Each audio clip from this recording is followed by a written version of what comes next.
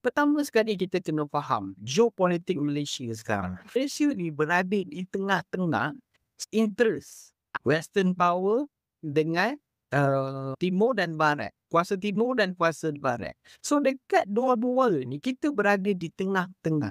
Kenapa bukan Japan ke? Kenapa bukan Thailand ke? Kenapa bukan Singapura ke? Jawapan dia mudah.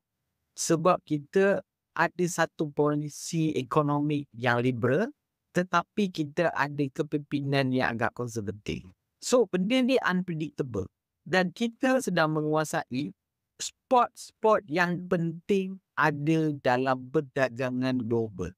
So, jadi faktor ni dimainkan peranan. So, kerajaan Pakatan pada hari ini, dia mengalami satu, bagi saya, decision making yang agak sedikit sukar.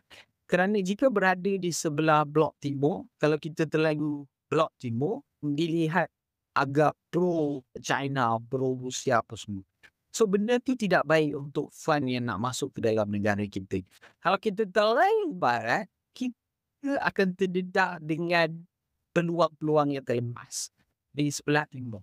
Sebab kita sekarang ni berada di tengah-tengah situasi di mana timur dan barat, dulu gajah besar bergaduh. Kita di tengah-tengah ni. So, kita nak meletakkan diri kita di mana. Dan bagi pendapat saya, situasi ini adalah situasi yang sangat-sangat merumitkan.